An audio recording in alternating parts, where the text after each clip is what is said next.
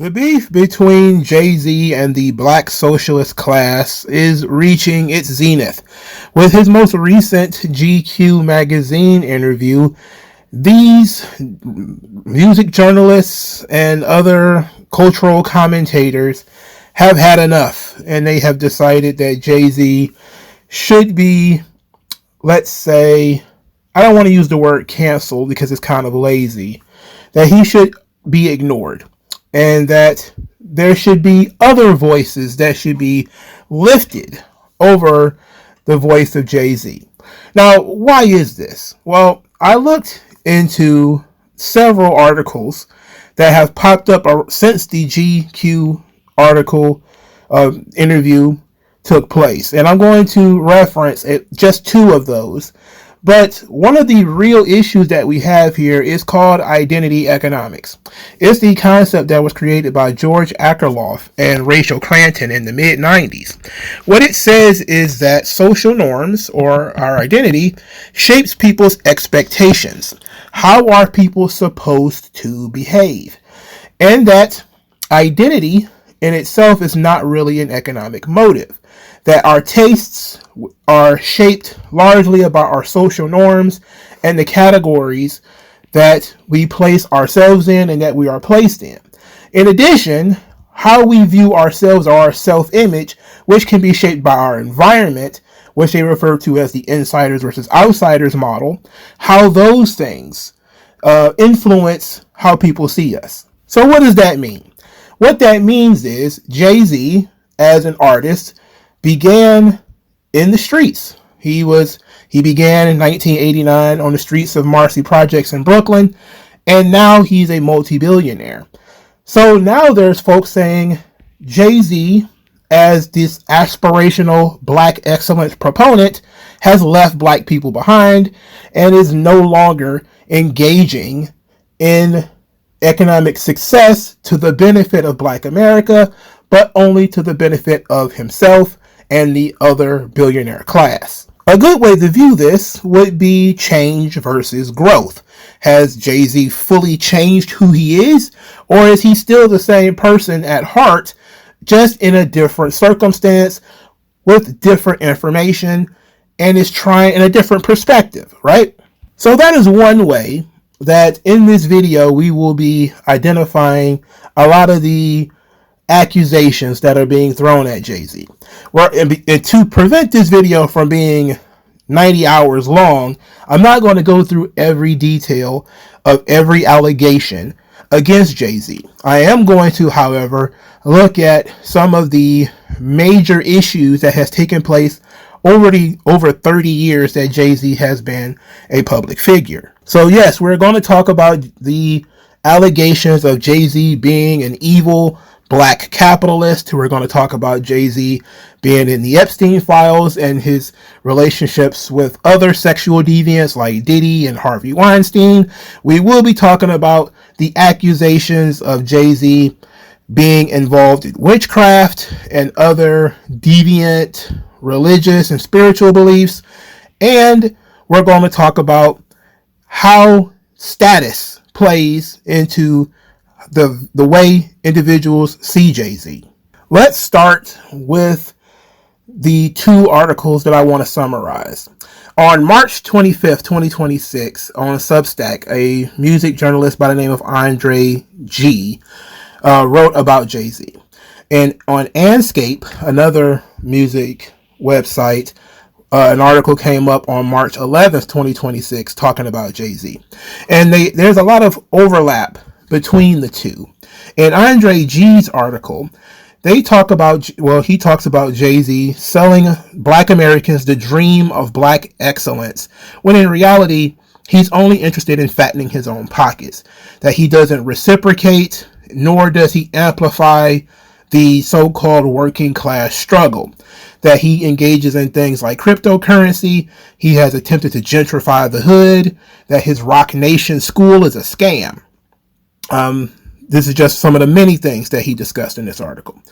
In the March 11th Anscape article, Justin Tinsley discussed the broader distrust that black Americans have in the institutions, and that Jay-Z built large cultural storytelling vehicles like Roc Nation, and in doing so became more close to power individuals like Diddy and Harvey Weinstein, which at first were signals of goodwill, but now, since these guys have been tainted with sexual allegations, it has become a sort of signal of suspicion.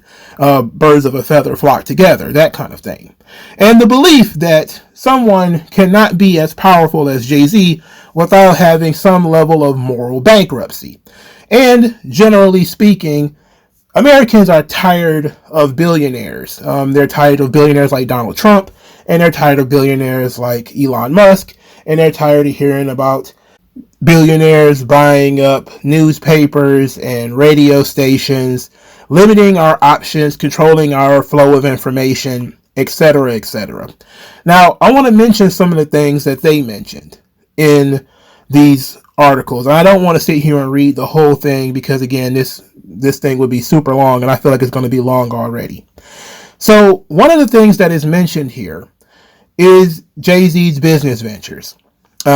Specifically, a lot of black people take issue with the gentrification claim.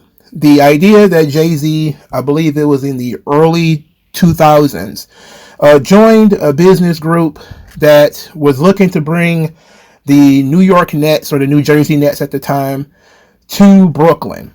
And in doing so, Jay-Z was pushed as being the front man for this whole deal, and it brought Barclays Center to Brooklyn, but ended up gentrifying that neighborhood, bringing in business, sure, but a lot of elderly and older people who lived in these neighborhoods were affected when the property values in these neighborhoods changed. They connect this with Jay-Z undercutting Colin Kaepernick when he was kneeling during the football season, and something that cost him his job, allegedly. And Jay-Z partnered up with the NFL to take control of the Super Bowl halftime show and a lot of social justice types of endeavors for the NFL, and basically saying that Jay-Z stepped all over Colin Kaepernick and what he was trying to accomplish there. Furthermore, there's a large vocal rejection of a lot of Jay-Z business ventures like the Roc Nation School, cryptocurrency businesses, and most recently, his attempt to build a casino in Times Square. In the GQ interview, Jay-Z mentioned that he has always seen himself as being an individual who was fulfilling the American dream, that he never made his money by taking advantage of people, and that he's a realist. He's not an idealist. And I think this is quite striking when you look at the idealistic expectations of music journalists versus somebody like Jay-Z who says this system exists, you can only operate within it, you can win within it, you can't really change it too much. And other people are saying, well, you're Jay-Z, you have all this power, all this authority, you should be able to change things. But why would Jay-Z change the rules of a game that he's winning in? I mean, can you imagine somebody winning a football game only to change the rules to make themselves lose? Does that make sense? No. Now let's look at some of these business ventures that were suggested by Jay-Z. In and of themselves, there's nothing wrong with any individual business venture. A casino is an opportunity for people to go to work, creating new jobs. It's the exact same thing with the Barclays Center. The fact that other people are going to be affected is a no-brainer. There's always going to be people affected when you're looking to build something or invest in an area. There's always going to be second and third order effects.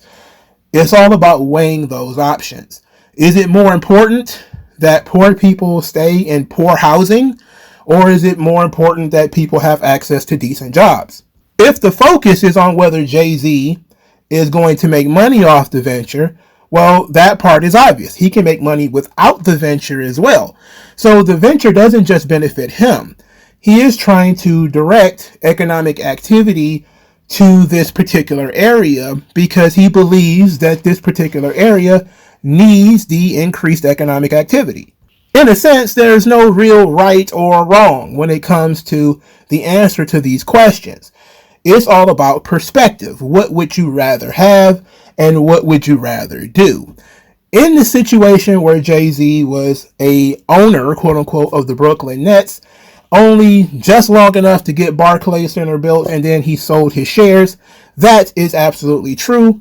It did occur. So if you want to see that as a negative, then so be it. But it did benefit Jay-Z, and it did get what Jay-Z wanted done, which is jobs in this area for these particular people. Personally, I tend not to take these things too seriously. Why is that?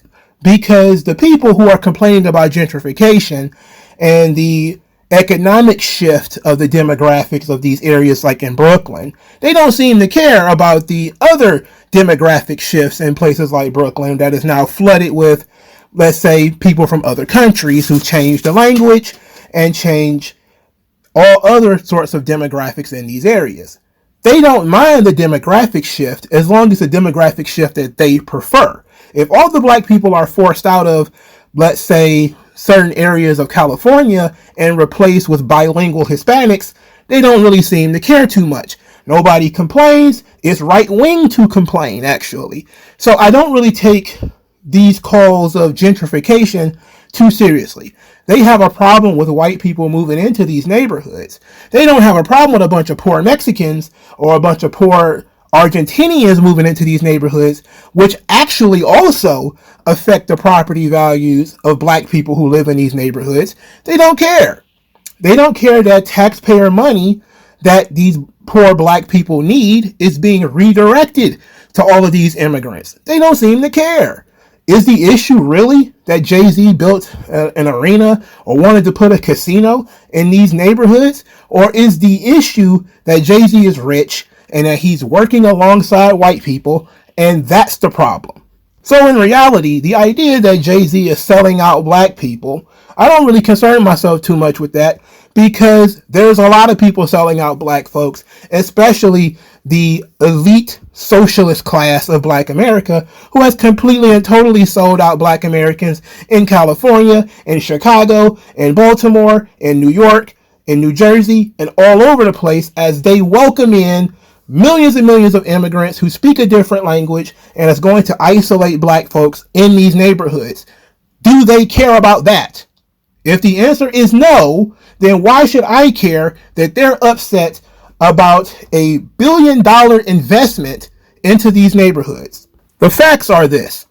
You can't save everybody. You can only build a boat big enough to save a certain amount of people. Economic activity is going to benefit some while it's going to hurt others. This is just a fact of life. And this includes immigration, which is an economic factor. So you have to make a decision. Is this something that you want, or is this something that you don't want? If you don't want this, and it's voted against, like the casino in Times Square, okay, fine.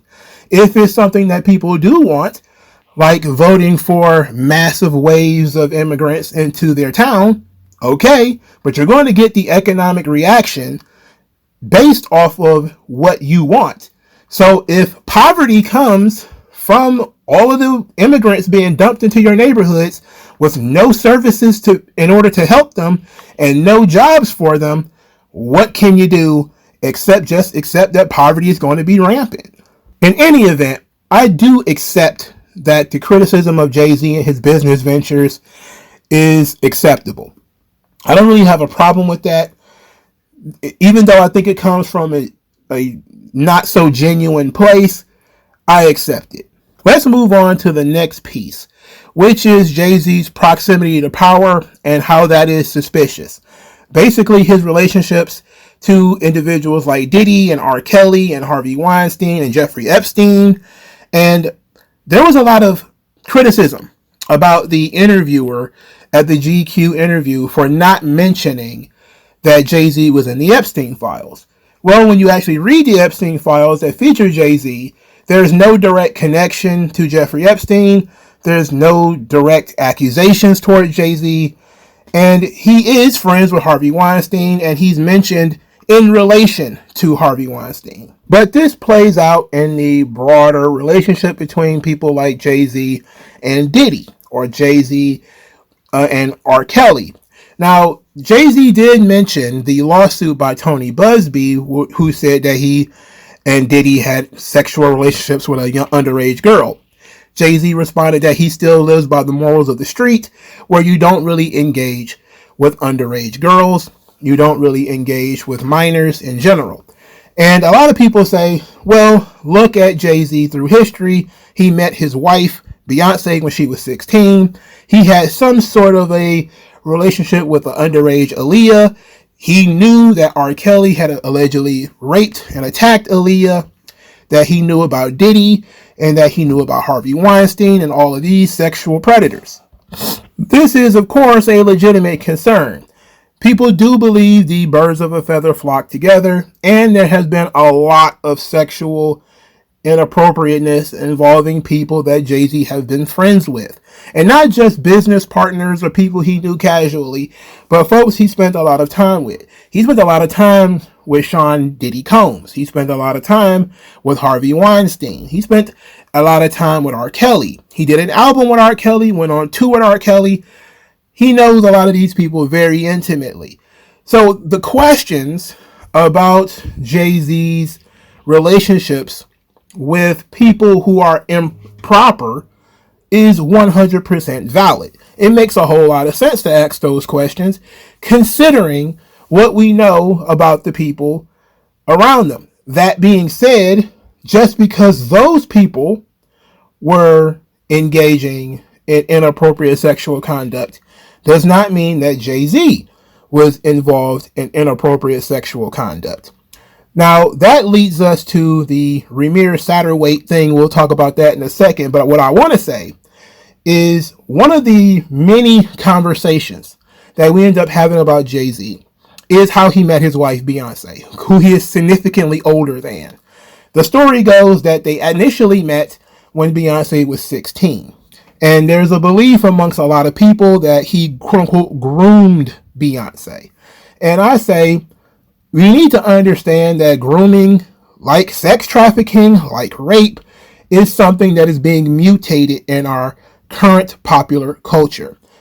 Initially, when somebody was considered a groomer, they were considered a person who was involved non-romantically with this person, but made the relationship sexual over time. Somebody like a teacher, or a pastor, or a preacher, or a step-parent. Somebody who takes you under their wing, you are their mentor, or somebody like that, and then you use that authority and that power to turn it into a sexual relationship. Now, any type of age gap is being considered grooming. There's no evidence whatsoever that Jay-Z spent a significant amount of time with teenage Beyonce. Now, they dated, I guess, when she was over the age of 18, maybe 18, 19, somewhere between 18 and 20, and then they got married when she was in her early 20s. This is in no way the same as R. Kelly and Aaliyah, who married Aaliyah when she was, quite frankly, fully a child. That's a completely different thing. I think she was like 14 or something like that, and it was known at that time. This is a completely different scenario. And you also need to take into account that just because they met when she was 16 did not mean that they kept in contact. The story that they told is that there was a sort of brief meeting when she was 16 and Jay-Z was in his 20s already, maybe in his late 20s. And then they sort of met again and started talking a little bit more on an airplane when she became sort of an adult. You have to also take into account that Beyonce's father has always been involved with her career. So as Beyonce was traveling the world and engaging in, making millions of dollars and becoming famous on her own, her father was right there. If you truly believe that her father allowed Jay-Z to groom her, then I can't argue against that. That's just your personal belief. I'm going to say, I don't think it was that likely. Now, there's always these conversations that Jay-Z was involved with underage individuals like Foxy Brown, the rapper, or Aaliyah, or other underage women. None of these things have been confirmed, but Jay-Z is famous enough and has made enough enemies that people are willing to gossip about him on various interviews and in various podcasts. I don't take a whole lot of gossip seriously without substantiating evidence. Yes, you could say a thing occurred, but if there is no complaint, Foxy Brown is still around. She has continuously said nothing happened. I don't understand why people continue with that, but they do. Aaliyah passed away years ago. We don't know what happened with her and Jay-Z, or what was her relationship with Dame Dash. How deep was that? We don't know. She's dead. Ultimately, unless there is substantial evidence, we can't really say that Jay-Z was involved with any of those underage artists. The most famous of these Jay-Z engages in sex with underage girls stories is the Wanda Satterwhite story, where this young woman who claimed that she was 16 years old had sex with a 22-year-old Jay-Z in Brooklyn in and around 1991. She gave birth to her son Remir in 1992, when Jay-Z would have been about 23 or 24 years old.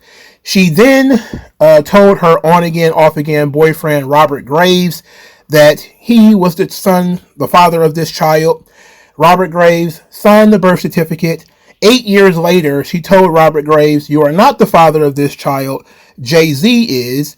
And then from that point on, they have been trying to prove that Jay-Z is the father of this Remir Satterwhite and that Jay-Z had sex with an underage girl. The evidence for this is a signed affidavit by Wanda Satterwhite, who claimed that she had sex with Jay-Z.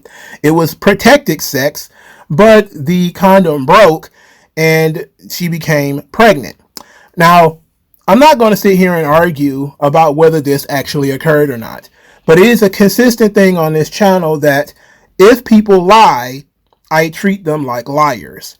This woman lied to a man, said that you were the father of this child, even though she knew, and she claimed herself that she knew that he wasn't the father of this child, tricked that man into signing the birth certificate, only to then tell him later that he was not the father of that child. Prove it via DNA test. So they did do a DNA test on Robert Graves. He is not the father of Remir Graves, but that does not mean that Jay-Z is. I went into this story fully expecting to believe that Remir Satterwhite was the son of Jay-Z. He does look enough like him for you to ask the question, but he does not look enough like him for us to say for certain. And I come from the generation who grew up watching Maury Povich. You lied once. Why should I believe you the second time? The only reason I would believe that he is the father of this child is if I wanted to believe it. There's a lot of people who say that Jay-Z should just take the DNA test, prove that he's not the father of this child, but that is an irrelevant point. The point here is that by taking a DNA test, he would also have to admit that he had sex with an underage girl, which he's not going to do. So people who are saying that Jay-Z should just take the DNA test, what they're saying is, Jay-Z, you should just go and incriminate yourself. Go and admit to having sex with an underage girl, and he's not going to do that. He's not going, and especially when he doesn't have to. Now, Remir Satterwhite claims, well, his mother died in 2019 from heart failure, so Wanda Satterwhite is no longer with us. Her son has filed multiple paternity suits, specifically in New Jersey, which is also quite suspicious because Jay-Z does not live in New Jersey. Wanda was from Philadelphia. Jay-Z was living in Brooklyn. So if there was any sort of impropriety, it should have been either in Philadelphia or in New York. But I believe the age cutoff for New York and Philadelphia is 18, while the age cutoff in New Jersey was 23, and he was 21 when he started filing these cases. So he was trying to get the state of New Jersey to compel Jay-Z to do a DNA test. He has filed civil rights complaints against Jay-Z 5 years straight. He has claimed that he didn't want money. He just wants a father. But that's not how you do things. You don't badger somebody legally if this guy is saying he's not your father and you have no evidence outside of your mother, who is an admitted liar. I'm not sure how this story has the legs that it has outside of people love gossip and people hate Jay-Z. I thought there would be more to the story than this. This is all there is, really. Now, Andre G, in his piece, to reiterate, he said that Jay-Z has sold Black America the dream of black excellence while fattening his own pockets and not reciprocating or amplifying the working class struggle. Now, in an interview Jay-Z did decades ago at this point, he said that one thing that with him is that you never hear that he did anything to somebody. You always hear that he didn't do something for somebody. And I thought that was actually a very telling quote, because there's always these expectations that you're going to fulfill everybody's dreams when you become successful. Jay-Z has always positioned himself as an underdog story, somebody who is achieving the American dream. And he claimed in the GQ interview that his talent exceeded the system that was set up against him. Basically saying, playing into the black victim narrative, that it's hard to succeed in the United States, but with my talent and with my abilities, I was able to break through. Basically, he sees himself as an aspirational hero for black people in the United States. And he, of course, is attacked for this because there's no such thing as a good billionaire. And he was asked this question. Is there a such thing as a good billionaire? And Jay-Z's response was, your morality defines who you are, and that's not defined by a dollar amount. If so, what is that amount? It is the same to say that you are who you are when nobody's watching. And he is saying, look, I'm the same person I was 30 years ago. Money didn't change me. And some people would make the argument that it has. We could talk about that a little bit more in a few minutes. But I think it's a legitimate question for Jay-Z to ask. If people believe that you're automatically a bad person because you've made $1 billion, you start having to ask the question, what did he do to people that would make you think that he is a bad person? So this begins to introduce a lot of the gossip and stories from people who worked with Jay-Z in the past. People like DMX and Beanie Sigel and Damon Dash, all the people who knew him on his rise to the top, how he changed or flipped on them compared to how he is now. One of the major issues that we have here is that a lot of people did not like how Rockefeller Records broke up in around 2003 or 2004. The big split between Dame and Jay, that affected a lot of the smaller artists, your Memphis Bleaks and your Beanie Siegels and your Young Guns and all of these guys, and how Jay-Z left so many of them hanging when he essentially rose to his next level of being the CEO and president of Def Jam. And then from that point, how he pissed off LL Cool J and DMX and Joe Budden and so many others. Let's take this one step at a time. Let's look at Rockefeller Records and how that broke up. All right, so we have 20 years of hindsight now. When Jay-Z and Dame Dash and Biggs and all these guys had their big falling out, and Def Jam ended up buying Rockefeller. What happened, we learned from various interviews with people like Memphis Bleak and people like Jay-Z and people, not Jay-Z, but Freeway and others who were on the label, that simply put, they did not have the same work ethic once the money started coming in that Jay-Z expected of them. And Memphis Bleak told a story that Jay-Z wanted a specific song complete after they did a tour, but instead of doing the tour, instead of doing the song rather, everybody went to the club and then went home. When Jay-Z arrived to the studio the next day, the song was not done. So what you get here is that these guys simply did not take their careers that seriously. Beanie Sigel, of course, famously went to prison, and Jay-Z sort of turned his back on him. People looked at that and said, this is disloyalty. When Beanie Sigel is a grown man, why does Jay-Z have to hold his hand?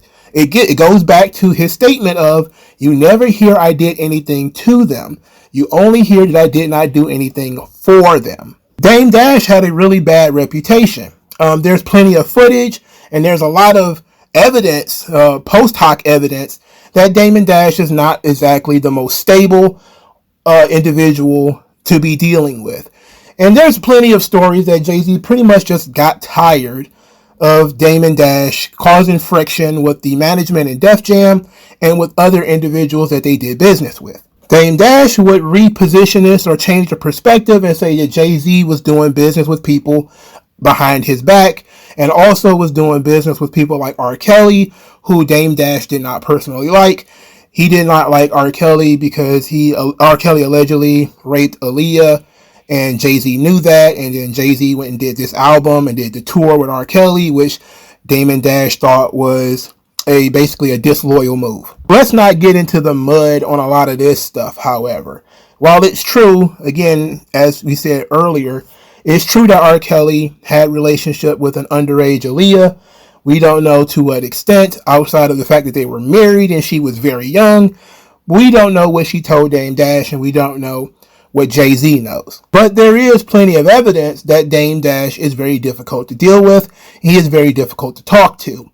And while people have said that Lyor Cohen and the big wigs over at Def Jam were the individuals who spearheaded the split in Rockefeller Records, and there may be some truth to that, ultimately, when you look at the entire situation between Dame Dash hiring Cameron and giving him a vice president position without talking to Jay-Z about it, other issues that they had going on, the split was inevitable.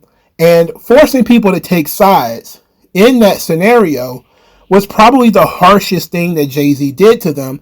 But he actually did not force them to take sides. He sort of just took Kanye, who was the only person he wanted or needed at the time, and left the rest of them to Dame Dash. That being said, the question is, did Jay-Z step on all of these individuals on his way to the top?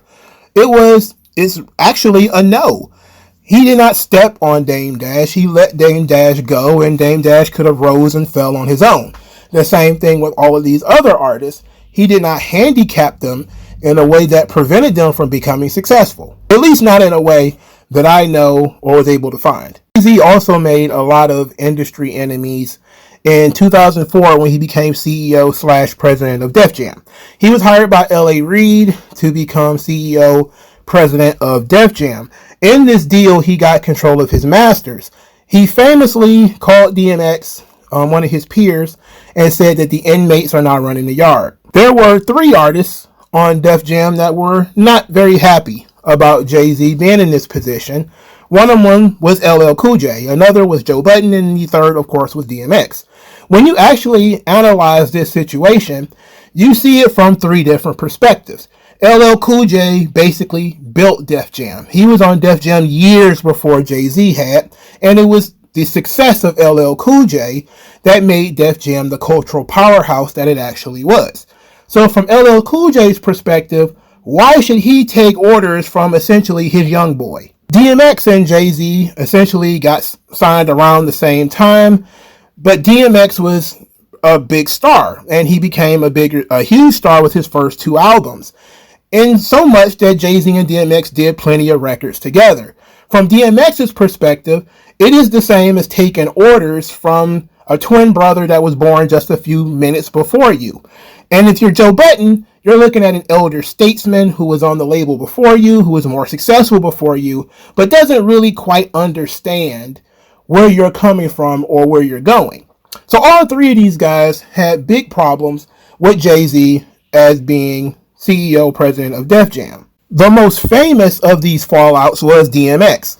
The DMX-Jay-Z relationship was already pretty rocky, and it fell apart around 2004 to 2005. Jay-Z was the boss of Def Jam while DMX was putting together his Year of the Dog album, and I think he was still promoting Grand Champ. One of the issues DMX had is that Jay-Z had picked some singles, shot some videos, and then went on vacation and stopped talking to him. Now, this seems like a pretty big deal. DMX is, of course, suggesting that Jay-Z didn't like the competition and was trying to force him off the label, and then eventually did. People believe this story because everybody loves DMX. I love DMX as well. But we have to take into account that DMX is an unreliable narrator. How so? Well, he does drugs. Cocaine, crack especially, makes you very paranoid. And the idea that he already personally didn't like Jay-Z around this time, and the tension between the two actually began at around 97 or 98 when they were discussing doing an album with Ja Rule, as they were the original Murder Inc.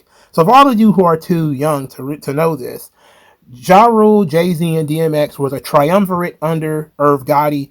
They were the original Murder Inc. There was supposed to be an album called Murder Inc., but Jay-Z got a little too big for his britches and didn't want to do songs with Ja Rule and DMX anymore. This was around 98 or 99. So by 2004, you're talking about years of tension between Jay-Z and DMX. There was also a lot of discussion about DMX dissing Jay-Z on records like Jadakiss's Uh-Huh, which came out in 2000. Of course, DMX said he didn't do that. But there was a lot of issues between the two of them that go back beyond just Jay-Z being the CEO president of Def Jam. Jay-Z also dissed DMX on this song La La La, the Excuse Me Mix remix. If you go to Rap Genius, they'll talk about the Stephon Marbury robbery situation that took place in 2001. Stephon Marbury is mentioned in the song, so it makes sense. But if you understand that Jay-Z is a master at responding to people without mentioning them, he said in the song, motherfuckers must be smoking that la la la with crack. 45 gun smoke choke off that. DMX famously became addicted to crack cocaine when his weed was laced with crack. This is something that somebody who is close to him would know. Now, this could be a stretch, and it might be stretching, but I don't think so. The subtle tension between Jay-Z and DMX had been brewing for years, long before Jay-Z became CEO president of Def Jam. LL Cool J is still a very sensitive subject when it comes to how he was treated on Def Jam. He felt like he was looked over, that if any artist was going to get the opportunity to be CEO president of Def Jam, it should have been LL Cool J. And recently, when LL did his Mount Rushmore of Def Jam, he left off Jay-Z.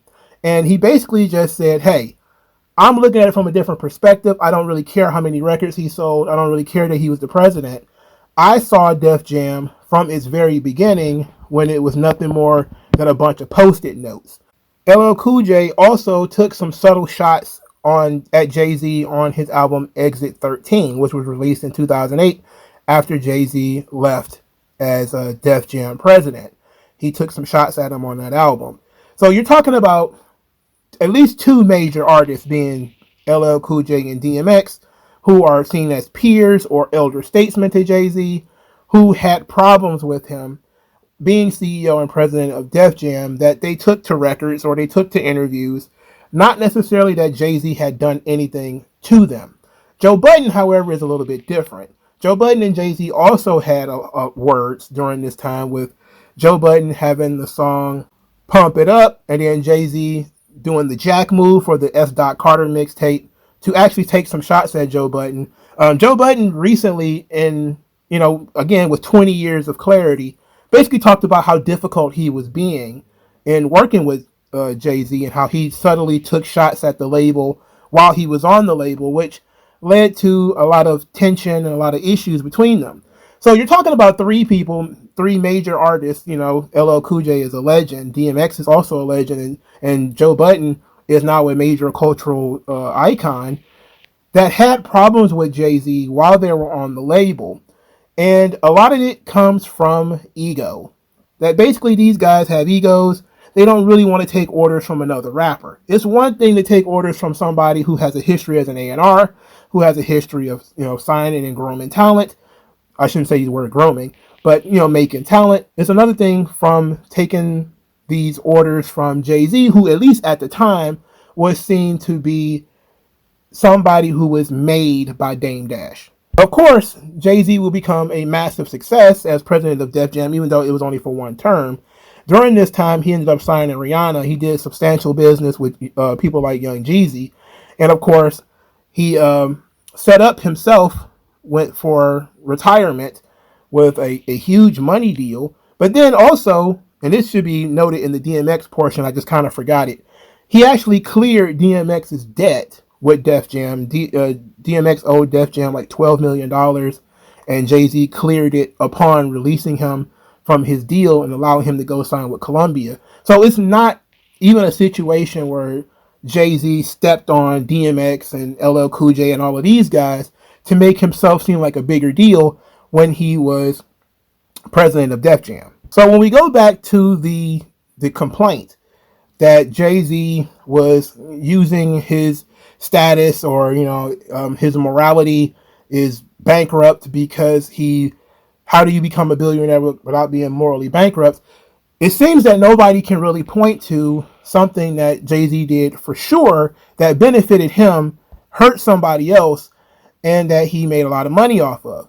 A lot of it seems to be the different economic perspectives about the benefits of a casino or a stadium, and then him being president of Def Jam and his interactions with other artists that were on Def Jam. That being said, however, it should not go without mentioning that Jay-Z does have a long history of utilizing others to his benefit. He is without a doubt a clout vampire. Jay-Z has a history of buddying up to artists when they're building up some steam and getting in on the ground floor to help them become bigger stars, and then he jumps off right before things crash and burn. Famously, he did the Ha remix for Juvenile without being asked.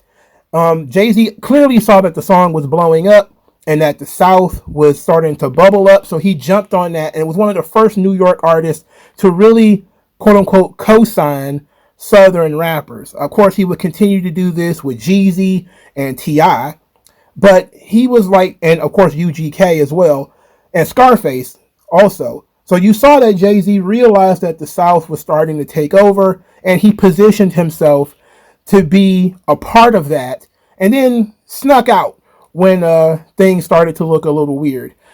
Again, we talked earlier about his relationships with DMX and Ja Rule. As those guys were on their way up, Jay-Z was a part of them.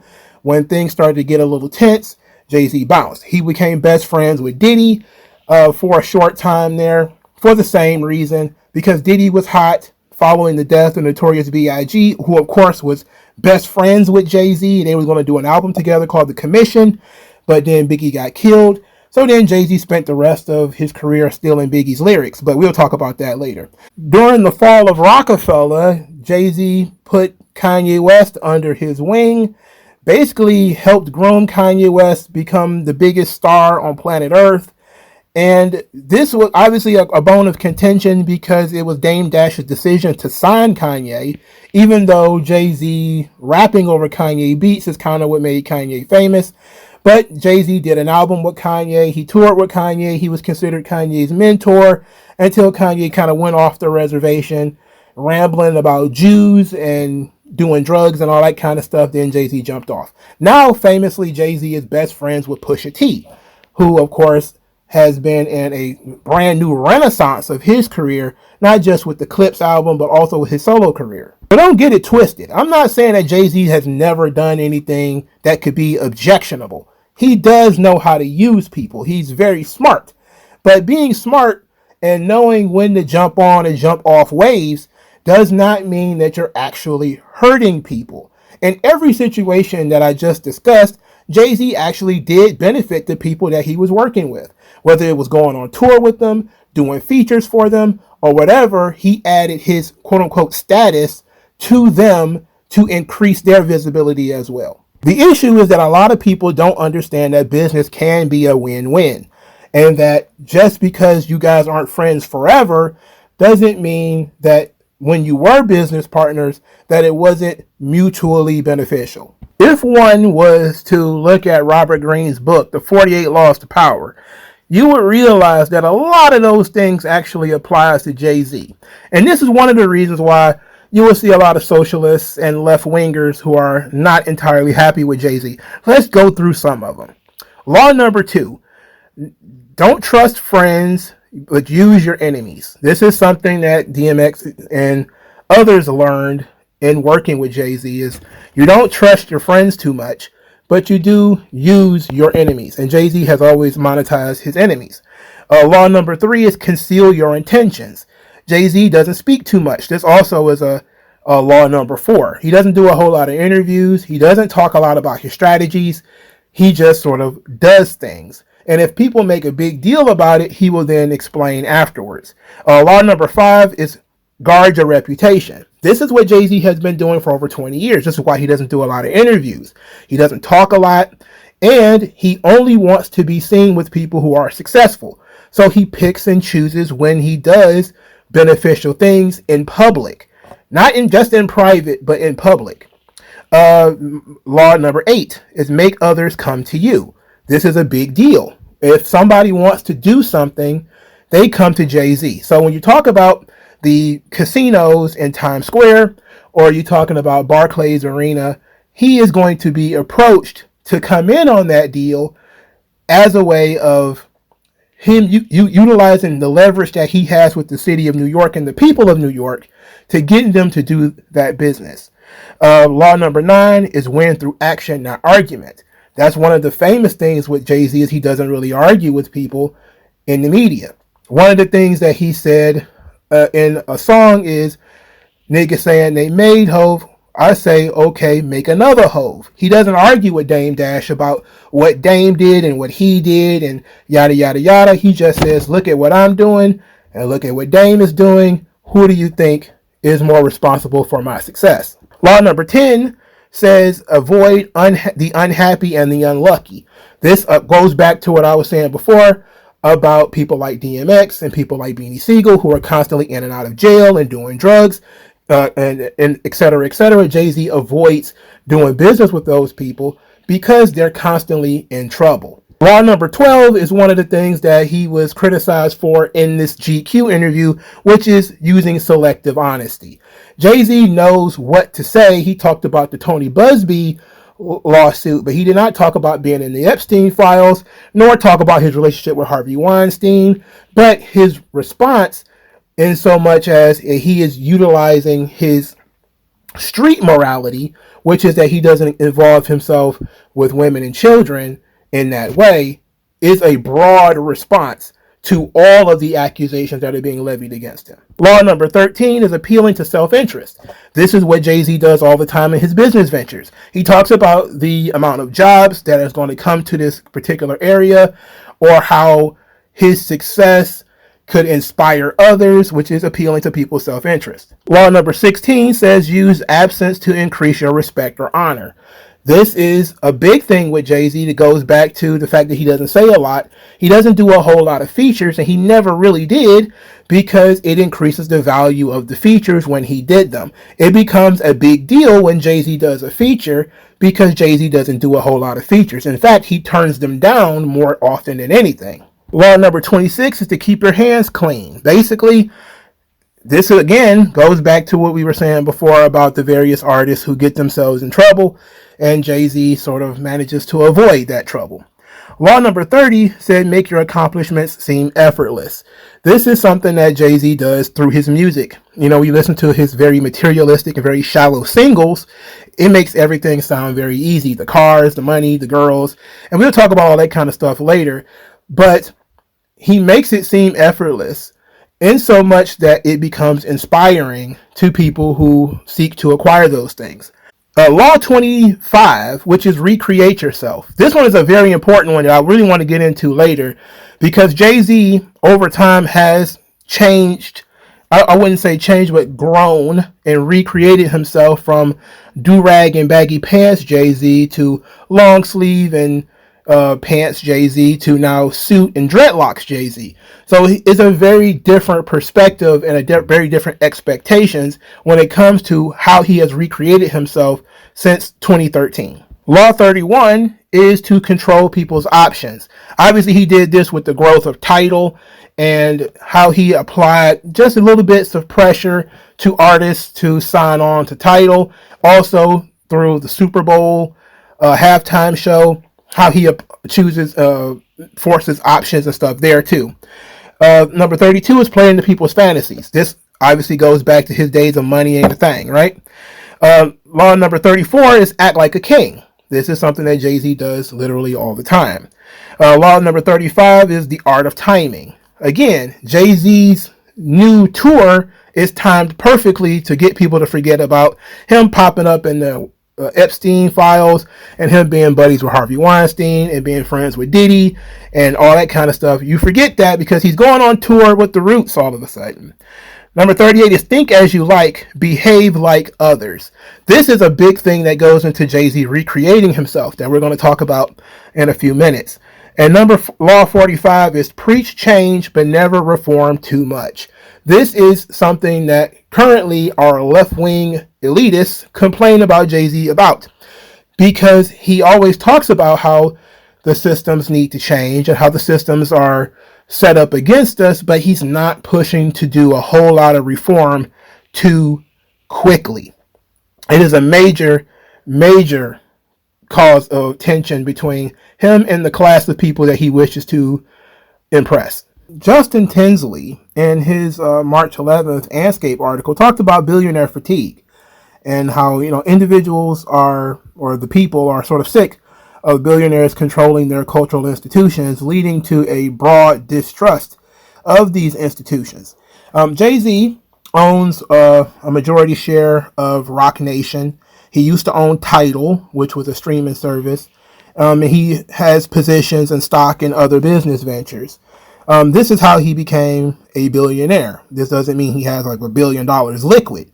Most people who are billionaires don't have $1 billion in the bank account. They have $1 billion worth of equity in various companies. And while I get it that somebody like Elon Musk is considered a cultural problem for the left due to his relationships with Donald Trump, that's not something that Jay-Z has involved in. Yes, it might be a problem that billionaires are selling their companies to other billionaires, but that's not something that Jay-Z has been involved with. If the conversation is about the broader issues with billionaires existing, well, then you have to basically tell people to lower their expectations in society and to limit their own quality of life. Billionaires are involved with, let's say, our transportation. Billionaires own the trains. Billionaires own Uber. Billionaires own Lyft. You want to talk about delivery? A billionaire owns Amazon. You want to talk about media? Billionaires own newspapers and radio stations and Netflix and everything that you could possibly use.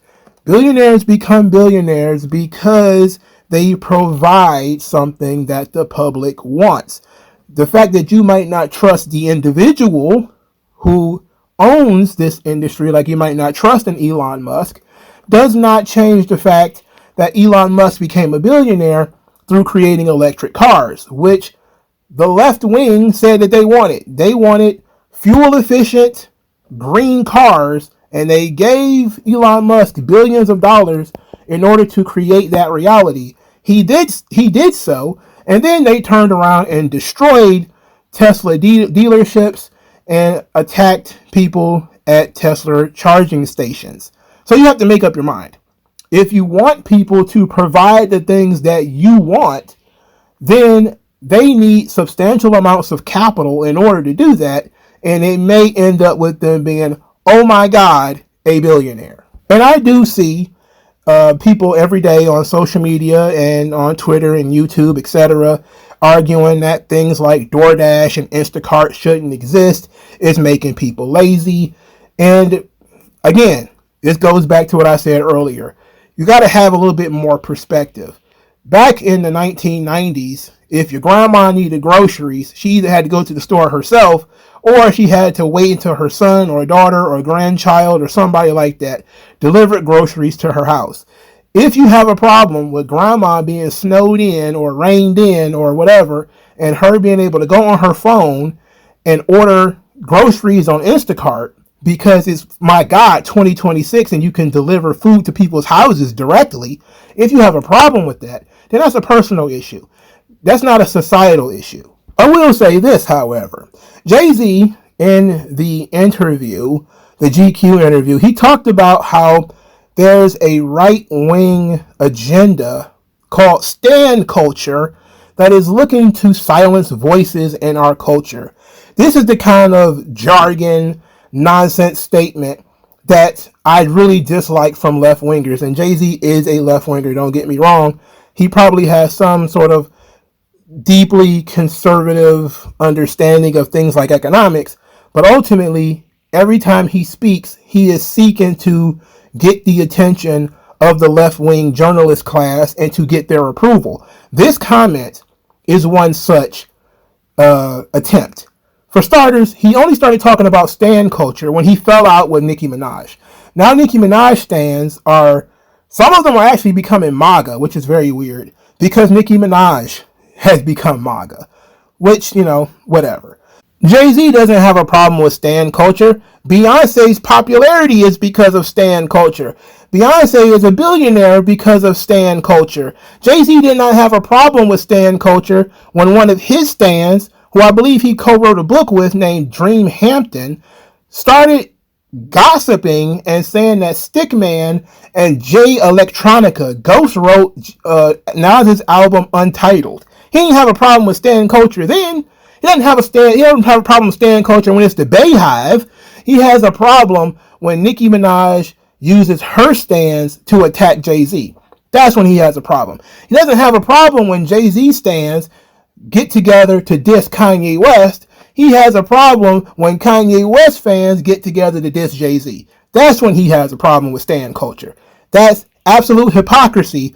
That being said, if you look at stan culture, let's say outside of an entertainment context, somebody like Peter Thiel, he is very inspirational to somebody like J.D. Vance.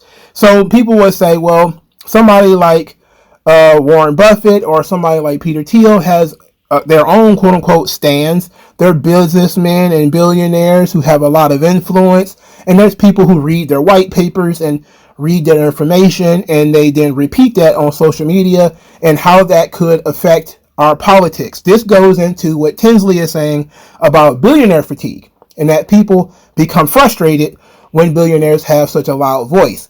But billionaires have a loud voice because they're the ones who are paying the taxes, and they're the ones who are moving investments to and fro. Nobody has billionaire fatigue when it's Disney dumping billions and billions of dollars into woke movies and woke TV shows. Nobody talks about billionaire fatigue then. When the NFL wants to put all of their social justice stuff into the end zones and into the Super Bowl, nobody talks about billionaire fatigue then. Nobody talks about billionaire fatigue when the NBA wants to push social justice narratives in basketball and in commercials, etc. Nobody talks about billionaire fatigue then. It's all subjective horseshit. They don't really believe this stuff. It's just one way of attacking certain people that they don't like, and at this point in time, it's Jay-Z. Now let's talk about people saying that Jay-Z has changed, that Jay-Z is a different person than he used to be. And this includes, in a sense, all the allegations about him engaging in witchcraft along with his wife, and him being a Satanist, and him being a Freemason, and all these sorts of things. Because nobody really believed that stuff decades ago. There was almost no belief that Jay-Z was a Freemason in like 2000. People were suspicious of the whole rock hand signal thing, but there was not a whole lot of people who thought that Jay-Z was like some Freemason who was engaging in blood rituals and all that kind of stuff. So let's talk about that. So around 2012, 2013, Jay-Z became obsessed with Jean-Michel Basquiat, which is a gay painter who died in 1988 from a heroin overdose. But Jay-Z became very obsessed with this guy, even took the guy's look, the dreadlocks and everything. That was because of Basquiat. And Jay-Z has said that he felt like Basquiat was an artistic, kindred spirit. This became a really big deal in 2021 when him and Beyonce did the About Love campaign, which featured a Basquiat painting that the Tiffany company actually owns. There's a lot of, let's say, tension around Basquiat and Tiffany and all that kind of stuff. We're not going to engage in a lot of that stuff here. But Jay-Z's recreation of himself into a modern-day Basquiat was mostly noted in a song that he called Most Kings. So Basquiat did a painting called Charles I, which looks like just visual schizophrenia. But artistic people really liked it. They were really into it. But there's scribbles at the bottom of the painting that says most young kings get their head cut off. And the word young, there's a line through it. Jay-Z identified a lot with this painting, so much so that he ended up purchasing it. And this, he did an interview, I believe it was for Decoded, the book that he put out, where he talked about his connection with Basquiat and how he felt through looking at this painting and that statement that most young kings get their head cut off. Jay-Z identified with this statement a lot. And in a 2-minute interview that's on YouTube, he dropped so many gems about why he identified with this that I actually came to appreciate his position, and I came to understand that Jay-Z is not the same person that made bullshit like Hola Jovito and Izzo and Jigga That Nigga and all that other money ain't a thing and all that kind of stuff. He's not that same person anymore. He actually does think about art and life at a much different, deeper level than most people are willing to give him credit for. And this, of course, leads to my discussion about whether we're seeing growth or change. Now, growing is changing, but it's a different kind of changing. Now, what I mean by this, in this interview that Jay-Z was discussing the most young kings get their head cut off, he talked about not changing your beliefs or your principles, but do change your actions and behaviors. That is growth. That is when a seed is planted in the ground, it's not going to be a tree immediately. The roots stay in place, but the tree, you can remove the branches and some of the leaves will fall off. Those things are different, but ultimately the seed that produced the roots are the same thing. So the tree has changed, but the tree has grown. It is still the same thing that was the seed. So if you take it into account that Jay-Z is still the same guy that he was when he was hustling in the Marcy projects, he's just now in a different economic class. He may have the same perspectives, but he doesn't have the same behaviors. Now, this goes into a lot of the way people perceive Jay-Z. A lot of folks say, well, Jay-Z was a drug dealer. Well, nobody had a problem with Jay-Z being a drug dealer when he was wearing do-rags and baggy pants. People seem to have a problem with him being a drug dealer now that he wears a suit. People say now that Jay-Z, it's a problem that his friends are criminals and a lot of people that he know ends up in prison. Well, nobody had a problem back when he was throwing up the rock and a lot of his friends were ending up in prison or just getting out of prison or getting arrested constantly. Nobody seemed to have a problem then. And mostly because the expectations, the societal norms are very different. And what I mean by that is we expect a young man that was born in the projects to have criminal friends. We expect him, a guy who was dealing drugs, to have friends who deal drugs. We expect somebody who raps about violence and guns to be around people who engage with violence and guns. But we don't expect is that somebody who raps about art pieces now and how much he loves his family and being a family man and all that kind of stuff to be hanging around sex pests. Now, Jay-Z in that interview said that success doesn't change you, it changes the people around you. This is similar to the GQ interview where he says that morality doesn't defines who you are, not a dollar amount. Basically, what he's saying in this situation is that the more successful he got, the more it changed the people around him. And people like Dame and Beanie Siegel and Memphis Bleak and all these people had different expectations from him. The more successful he became, the more status that he got, the more expectations that were placed upon him. One of these great examples is that Memphis Bleak has a podcast, but Jay-Z did not do Memphis Bleak's podcast. He did a GQ magazine interview. And people say, well, why wouldn't Jay-Z just do Memphis Bleak's podcast? Memphis Bleak is his young boy. He took that kid from the projects. He could have done great business with Memphis Bleak by going on his podcast and answering questions, etc. But the interview would have been wildly different because Jay-Z and Bleak's relationship is different. This young professional journalist asked very professional questions in a very professional setting, and Jay-Z was allowed to respond in a very, professional way. Memphis Bleak knows Jay-Z to the point where they laugh and they joke together. The interview would have been very different. But people didn't think about it from that perspective. They look at it like Jay-Z screwed Memphis Bleak out of an interview, when that's not the case at all. Bleak's podcast is very laid back. It's not very professional. It's just him shooting the shit with other rappers. This is not the context to deal with some of the criticisms that Jay-Z is facing.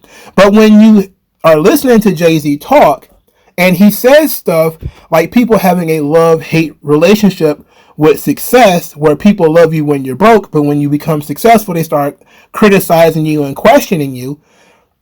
That's not you have that conversation in a more professional setting with a more professional interviewer. You don't have that interview with a friend of yours where you're just shooting your shit on a podcast. Not to mention that if you listen to Memphis Bleak enough, you know that one of the reasons why he is still around and is still in Jay-Z's circle is that he doesn't ask for a lot.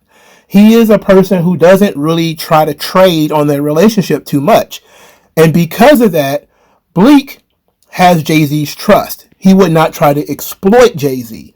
He wouldn't try to exploit his relationship with Jay-Z. He does try to monetize it. That's the point of him doing podcasts and telling old stories.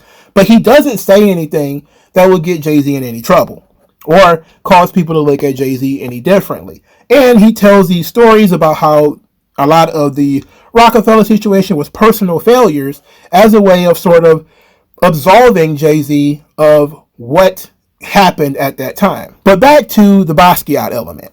So Jay-Z really identified with the most young kings get their head cut off by saying that a lot of his peers in the rap game, like Biggie and Tupac, were killed very young.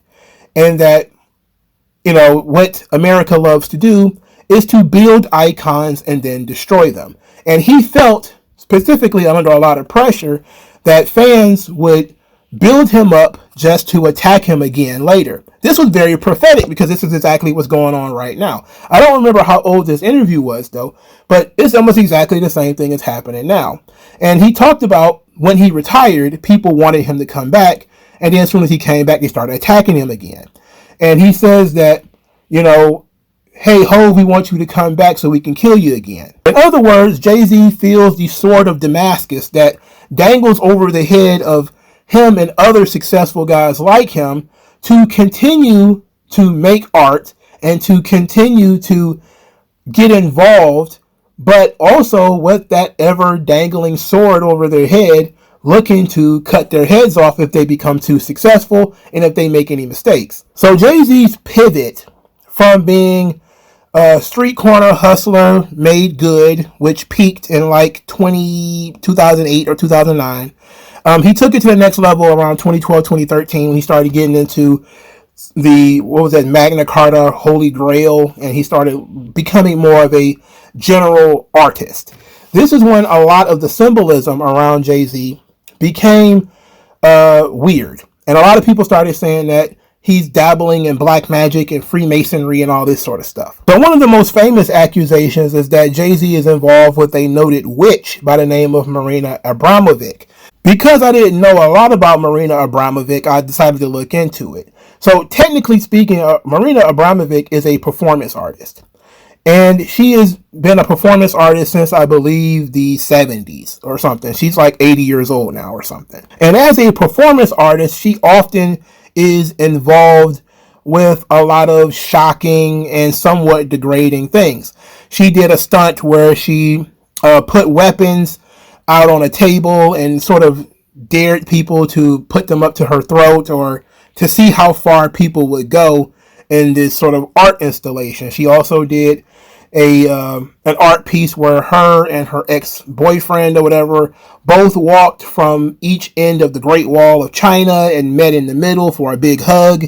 Then she did in the 90s a concept called spirit cooking, where she talked about doing rituals with pig blood. So this is the thing that a lot of people, like if you're an Alex Jones type of person, this is what you've heard about. So this became very, very public. in 2016. In 2016, Marina Abramovic, she contacted Tony Podesta, who was the brother of John Podesta, who worked for Hillary Clinton. And when his emails were hacked, he was being invited to a Marina Abramovic's spirit cooking dinner. And when people saw that it was called spirit cooking, they say, oh my God, this bitch is a witch. It's involving pig's blood and all this other kind of stuff, right? But she explained that it's basically like a comedic dinner, that it's not in any way satanic, and that she doesn't really have any beliefs at all. She engages in things like Buddhism. She engages in other different esoteric religions. And she says, basically, it is my job as an artist to take the various things that exist in the world and filter them through my art pieces. And spirit cooking was just one of those things.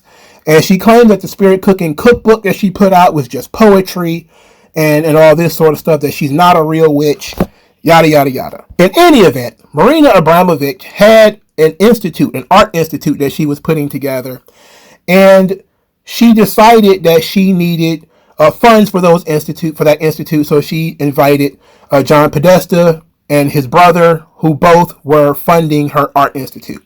Well, Jay-Z was also helping to fund that art institute. Now, Jay-Z, around 2013, he did Magna Carta Holy Grail, and he did Picasso Baby. Now, what this was Jay-Z's first step into performance art. Marina Abramovic in 2010 did an installation called The Artist is Present at the Museum of Modern Art. And she just sat in place for 762 hours, which is about several months, where she just sat in place and she challenged other people to sit on the other side and stare into her face as long as they possibly could. And this led to all sorts of people crying and people laughing and being in touch with their emotions. And she was sitting there emotionless the entire time. So Jay-Z decided to model himself after this. So he did the music video for Picasso Baby, where he did that video for 6 hours. And he challenged people to come and engage with him while he's rapping this song for 6 hours. And the famous photo of him and Marina Abramovic being head to head comes from that Picasso Baby video shoot. Marina Abramovic calls this duration art. Basically, as an artist, how long can you do something? How far are you willing to go? And this was sort of a personal challenge that Jay-Z decided to take up in pursuing this 6-hour performance of one song. And apparently there were notes and there were invitations for various people to come by and engage with Jay-Z during this time. And Marina Abramovic just happened to be one of those people, because she recognized that what Jay-Z was doing was a recreation of what she had done with The Artist is Present. This was also Jay-Z engaging in performance, not just performance art, but this was also a 6-hour ad for his album Magna Carta Holy Grail, which he had sold to Samsung for $5 million before the album was actually released. I think this was the album that was preloaded into some cell phones or something like that at the time. So everybody who was saying that Jay-Z is into witchcraft because of this picture with Marina Abramovic, they took that photo out of context. They were looking at a music video for performance art that Jay-Z was doing that had nothing to do with blood rituals or anything like that, and decided that he was a witch, or he was engaging in witchcraft, because that woman showed up to his music video. Now, do I believe that Jay-Z is a witch? No. Do I believe that Jay-Z engages in witchcraft? No. Do Beyonce engage in witchcraft?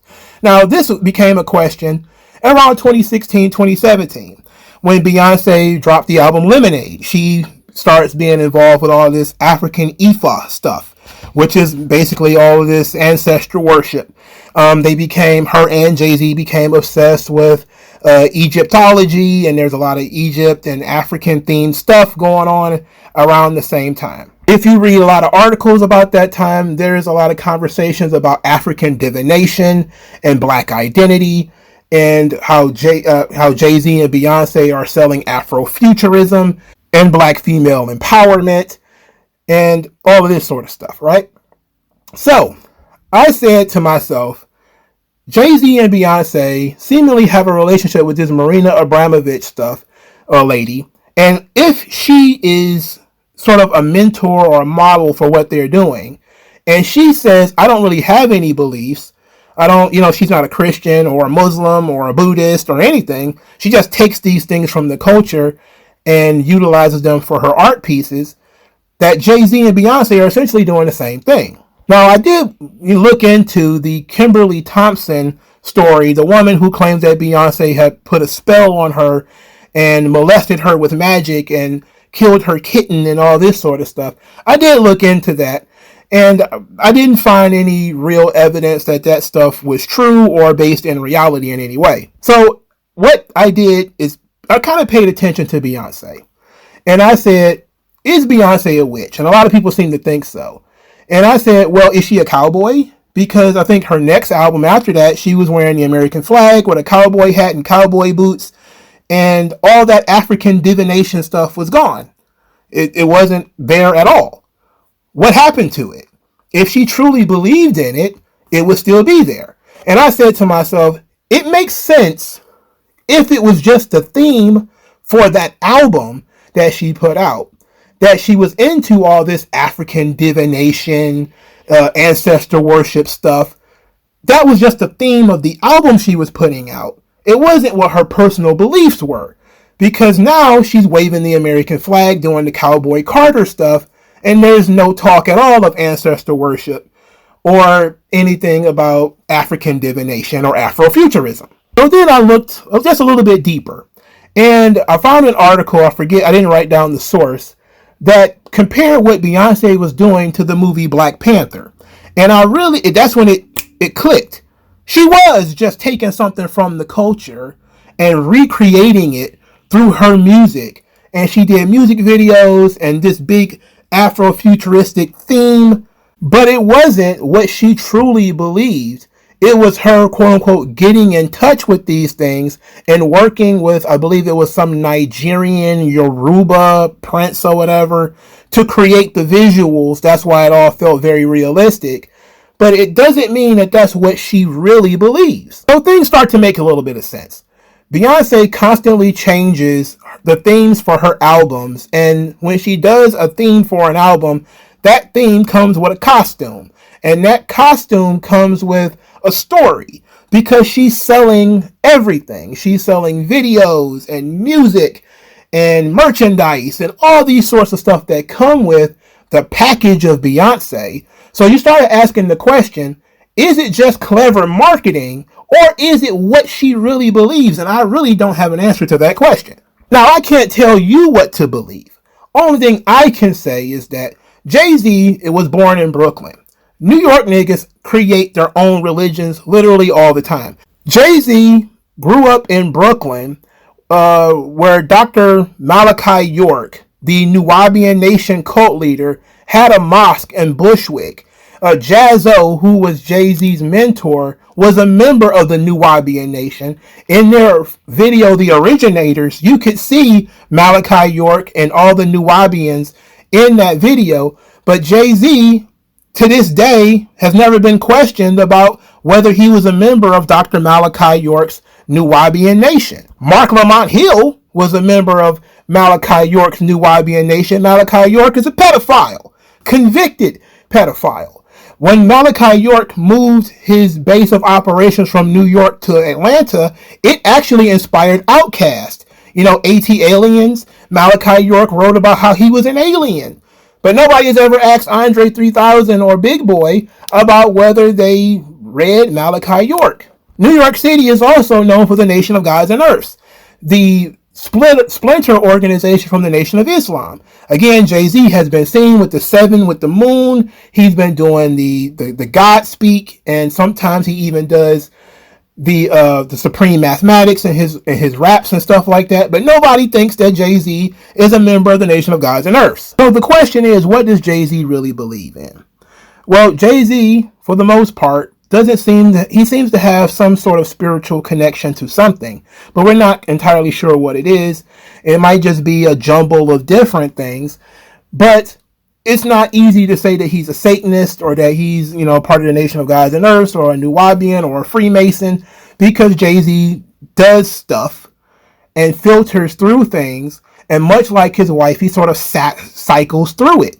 He goes through these times where this is a thing that he's into, and then he moves into something else and he starts utilizing other symbols. So when you look at the anatomy of Jay-Z spiritually, you'll see that Jay-Z is a bundle of complication and confusion and hypocrisy and things like that. But we do know he's not a Christian, and I am.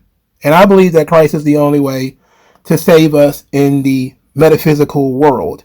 Jay-Z is a capitalist, so am I. So you understand that capitalism is the only thing that can save us in the material world. And people don't like capitalism. They don't like the idea of individuals making a lot of money, becoming billionaires, etc., despite the fact that Jay-Z is a living, breathing example of somebody who came from the projects and became a billionaire, setting an example of what a person who is focused and smart can actually do if they make good decisions and surround themselves with good people, even though those people could also be shady in their own way. The liberal intellectual class don't want to hear that. They don't want to hear that people can pull themselves up by their bootstraps and they can go from living in the projects to living in a mansion, because that dispels the concept of socialism. They don't seem to have a problem with somebody pulling themselves up by their bootstraps as long as they're selling crack. But when they're selling music, all of a sudden, no, I don't want to hear that. But in reality, the capitalist model that Jay-Z is supporting is the only way to help black people in the long term. Walter E. Williams, a black economist, wrote a book called The State Against Blacks. In that book, and in other lectures that you'll read from Walter E. Williams, he talks about the government destroying the options of young black people through things like mandatory unionization and mandatory minimum wages, which actually harm teenage and young blacks who don't have a lot of life experience from being able to get work experience through negotiations. He talked about slavery being the government refusing to respect black people's individual rights. He talked about government being the benefactor only really for elite blacks and closing the door in the face of middle class and working class black people. He talked about the Great Society programs that was pushed by Lyndon Baines Johnson, increasing black illegitimacy rates by 55%. And black people are trapped into falling schools because black people are captured by the concept of public schools. There's just so much information that will prove to people that the economic system that you actually ask for, which is a socialist or a heavily mixed economy, doesn't benefit black people at all. Henry Hazlitt did a piece called The Conquest of Poverty, and in it was chapter 5 called Negro Gains. And he says that Negro incomes increased 44% between 1949 and 1959. But between 1949 and 1969, black incomes increased 144%, which is actually more than white families' incomes increased, which was only 97%. That Negroes benefited from the free market, but were only hindered by things like minimum wages and unions, which is the exact same thing that Walter E. Williams said, and that Negroes should not try to create a parallel economy because it's not going to work. What they should do is work on fully integrating into our current capitalist economy in spite of discrimination. And Walter E. Williams then says that discrimination actually begins to fall away when you operate in a free market. So while all of these left-wing intellectuals are telling you that capitalism is bad, they don't have any solid information that could show you why something other than capitalism is good. So while I can't suggest that Jay-Z is a good person who never did anything to anybody, I can say that if he is a black capitalist, he needs to just own it and go out there and actually preach the good word of capitalism because he knows that it works. He is a living embodiment of it. These people seem to know it as well. That's why they attack him and have all of these allegations against him, which is nothing more than gossip and hearsay and suggestions that Jay-Z is involved in things that they cannot prove. The bottom line is this. In the identity economic reality, Jay-Z was born in the Marcy Projects of Brooklyn, New York. They have those expectations that are put on him. He's black. He's supposed to care about black people first. He's supposed to be an identitarian. He's supposed to be thinking about things in a woke socialist way, and yet he's not. So therefore, he's a sellout. And because he's a sellout, it doesn't matter whether you think he's a sex pest or engaging in witchcraft or anything else. But in reality, Jay-Z might be the only person in our modern society that can actually teach young people the power of utilizing their own talent and the power of using leverage and economic leverage, especially, to make their own dreams come true, to not sit back and wait on the government to do things for them. But considering these people, a lot of them are socialists, they don't like that. I'll talk to you guys later. Peace out.